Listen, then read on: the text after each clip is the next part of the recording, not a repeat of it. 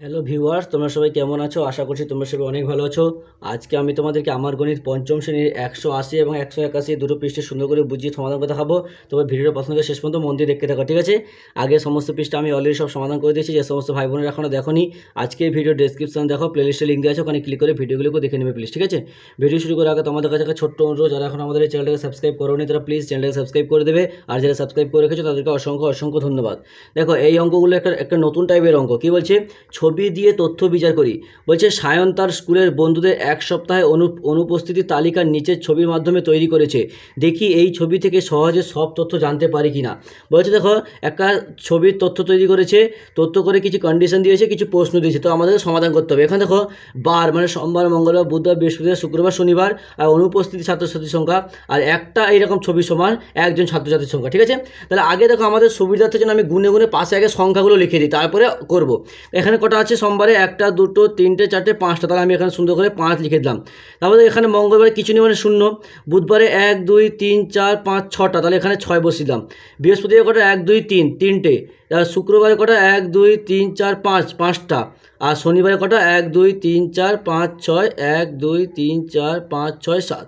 এটা আমি গুনে গুনে কেন লিখলাম? কারণ নিচে যখন প্রশ্নগুলো দিয়েছে না, যে এইগুলো তাহলে আমাদের সহজে কিন্তু আমরা বুঝতে পারবো, এই লিখে দিলাম বলে। বলছে কবে সবচেয়ে বেশি সংখ্যক ছাত্রছাত্রীর অনুপস্থিতি ছিল।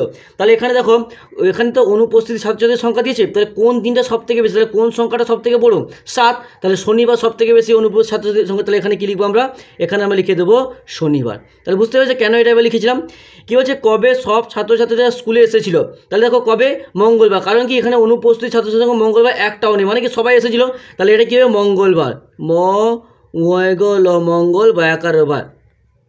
নেক্সট বলছে কোন দুদিন অনুপস্থিত ছাত্রছাত্রীর সংখ্যা সমান। দেখো, কোন দুদিন অনুপস্থিত ছাত্রছাত্রীর সংখ্যা সমান। দেখো, এখানে শুক্রবারেও 5টা রয়েছে, সোমবারেও 5টা রয়েছে, তাহলে কী কী হবে? তাহলে হবে শুক্রবার,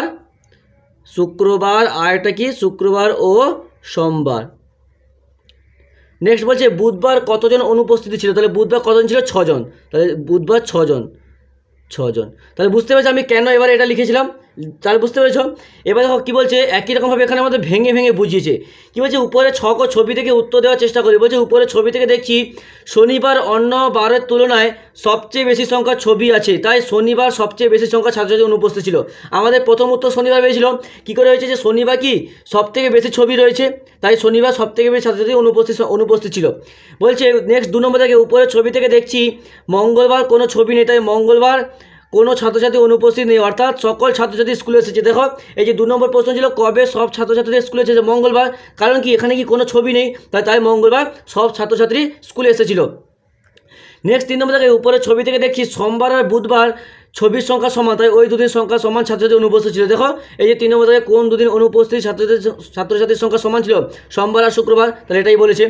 নেক্সট 4 নম্বর থেকে বলছে ছবি থেকে দেখছি বুধবারে ড্যাশটি ছবি আছে, তাই বুধবারে এখানে কটা ছবি আছে? দেখো, বুধবারে এখানে আমরা দেখতে পাচ্ছি যে 6 জন, তাহলে এখানে কি বুধবারে 6টি ছবি আছে। তাহলে যেহেতু একটা ছবি সমান কি 6, তাহলে 6 গুণ 1 করলে 6 একে 6 হয়েছে, তাহলে 6 জন অনুপস্থিত আছে। নেক্সট দেখো 181 নম্বর পৃষ্ঠায় কী বলছে?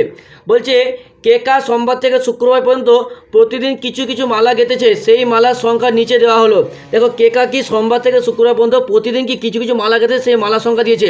দেখো, এখানে যে একটা মালা দেওয়া আছে, একটা যে ফুলের বান্ডিল দেওয়া আছে, এই একটা বান্ডিল সমান কি 2টি মালা। দেখো, এখানে তোমরা দেখতেই পাচ্ছ যে একটা বান্ডিল সমান 2টি মালা লিখে দিয়েছে ওরা আগে থেকে। তাহলে সোমবারে এতগুলো, সোমবারে কটা? 1, 2, 3, 4, 5, মঙ্গলবার কটা? 1, 2, 3, 4, 5, 6, 6 দুগুণে 12টা, মানে যটা আছে তার ডবল। বুঝতে পেরেছো? এবার এখানে কী বলছে? কেকা মঙ্গলবার কতগুলো মালা গেঁথেছে। তাহলে কেকা দেখো মঙ্গলবার কতগুলো? একটি সমান 2টি মালা, তাহলে কটি? 1টি, 2টি, 3টি, 4টি, 5টি, 6টি। তাহলে 6-এর সঙ্গে 2 গুণ করবো, 6 দুগুণে 6 গুণ 2 সমান কি 12টি মালা গেঁথেছে। নেক্সট বলছে কেকা কবে সবচেয়ে বেশি মালা গেঁথেছে, কতগুলো মালা গেঁথেছে। দেখো, কেকা দেখো কোনটা সবথেকে, বৃহস্পতিবার সবথেকে বেশি, কটা আছে? 1টা, 2টো, 3টে, 4টে, 5টা, 6টা, 7টা। তাহলে 7কে 2 দিয়ে গুণ করো, 7 দুগুণে 14, তাহলে 7 গুণ 2 সমান কত? 14টি। কতগুলো মালা গেঁথেছে? 14টি। কেকা কবে? না বৃহস্পতিবার, তাহলে এখানে লিখে দেবো বৃহস্পতিবার সবথেকে বেশি মালা গেঁথেছে, কটি? 14টি। নেক্সট 3 নম্বর থেকে কেকা কবে সবচেয়ে কম মালা গেঁথেছে। দেখো, সবথেকে কম শুক্রবার রয়েছে, কটি? 1, 2, 3, 3 দুগুণে 6টি। তাহলে কবে জানতে চেয়েছে, তাহলে এটা হবে শুক্রবার সব থেকে কম মালা গেঁথেছে। নেক্সট বলছে উপরে ছবি দেখে উত্তর জানার চেষ্টা করি। একই রকমভাবে বলছে মঙ্গলবারের শাড়িতে 10টি ছবি আছে, তাহলে মঙ্গলবার কটি? 1টি 2টি 3 4 5 6টি। তাহলে এখানে লিখে দেবো মঙ্গলবারের শাড়িতে 6টি ছবি আছে, তাই মঙ্গলবারে 6 গুণ 2 12টি মালা গেঁথেছে। দেখো আমি আগেই 12টি বের করেছি, একটা মালা সমান একটা ফুল সমান 2টি, এটা কন্ডিশনে বলে দিয়েছে, যেহেতু একটা সমান 2টি। বলছে সবচেয়ে বেশি ছবি ড্যাশ বারের শাড়িতে আছে, দেখো কোন বারে? বৃহস্পতিবারে। তাহলে এখানে লিখে দিতে হবে যে বৃহস্পতিবারের শাড়িতে আছে, যেহেতু ড্যাশ বারে ছবির সংখ্যা অন্য, তাহলে যেহেতু বৃহস্পতিবার, তাহলে লিখবো যে বৃহস্পতিবারে ছবির সংখ্যা অন্যের চেয়ে বেশি, তাই কেকা বৃহস্পতিবার সবচেয়ে বেশি মালা গেঁথেছে। বৃহস্পতিবার ছবির সংখ্যা কটি? ছবির সংখ্যা 1 2 3 4 5 6 7টি, যেহেতু যে এইটার সমান 2টি মালা, তাহলে সবচেয়ে বেশি, তাহলে 7 গুণ 2, 7 দুগুণে কত? 14টি মালা গেঁথেছে। 3 নম্বর থেকে প্রশ্ন আছে কেকা কবে সবচেয়ে কম মালা গেঁথেছে। দেখো ড্যাশ বারের সবচেয়ে কম সংখ্যা ছবি আছে, কোন বারে? শুক্রবারের। তাহলে এখানে লিখে দেবো শুক্রবার। তাহলে শুক্রবারে শাড়িতে সবচেয়ে কম সংখ্যক মালা রয়েছে, তাহলে শুক্রবার সবচেয়ে কম মালা গেঁথেছে। এবার দেখো নিচে কী বলছে, এইভাবে তথ্যগুলি ছবির মাধ্যমে প্রকাশ করে ছবি দেখে সহজে বিভিন্ন তথ্য জানা যায়। ছবির মাধ্যমে এইভাবে বিভিন্ন তথ্য প্রকাশ হলো চিত্রলেখ। তাহলে ছবির মাধ্যমে এইভাবে আমরা প্রত্যেকটা সংখ্যা জানতে পারি, তাহলে এটাকে কি বলে? ছবির সাহায্যে সহজে আমরা কিন্তু সোমবার মঙ্গলবার মানে বারের সঙ্গে মাসের সঙ্গে দিনের সঙ্গে তুলনা করতে পারি। তাহলে এইগুলো এইভাবে করা অঙ্ক সমাধান করাকে কী বলে? চিত্রলেখ।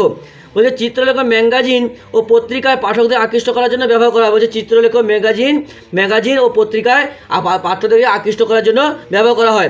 বলছে এখন এমন আরও কিছু চিত্রলেখ তৈরি করি ও তা তথ্য ব্যাখ্যা করার চেষ্টা করি। এরকম দেখো আরও পরের পৃষ্ঠাগুলো আছে, আমরা যখন পরের পৃষ্ঠাগুলো পড়বো তখন বুঝতে পারবো। তাহলে হয়ে গেল। তাহলে আজকে এতটা থাক, পরে যে পেজটা আছে সেটা সমাধান করবো।